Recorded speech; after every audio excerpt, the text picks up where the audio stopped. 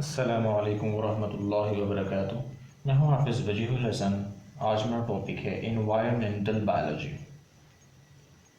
Environmental biology.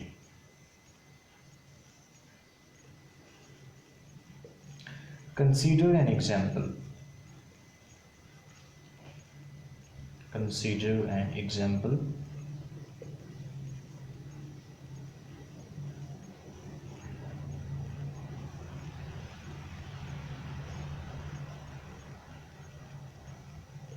This is fish.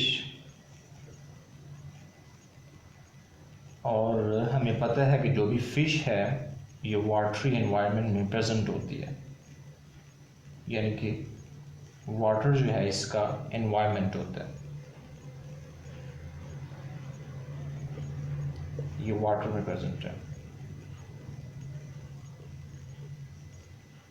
This is fish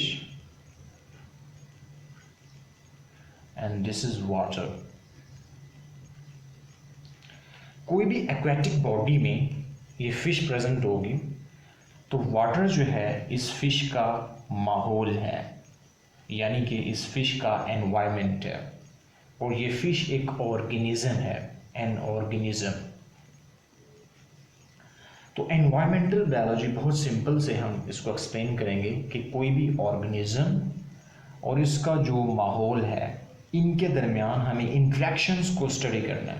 ताल्लुक, यानी कि कोई भी ऑर्गेनिज्म और इसका जो माहौल है, एनवायरनमेंट है, इनके दरमियान क्या रिलेशनशिप एग्जिस्ट करता है, किस तरह से ये फ़िश अपने एनवायरनमेंट में सर्वाइव कर पा रही है और इस माहौल का इस फिश के ऊपर क्या इन्फ्लुएंस हो रहा है, ये हम एनवायरमेंटल बायोलॉजी में स्टडी करते हैं।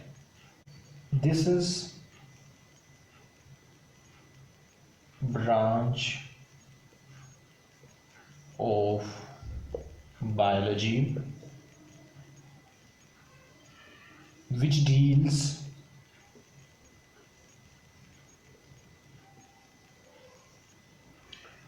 with the study of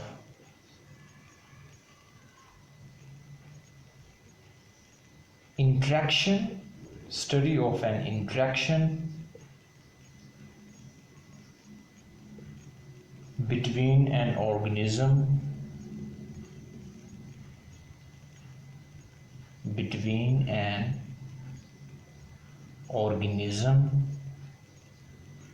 and its environment.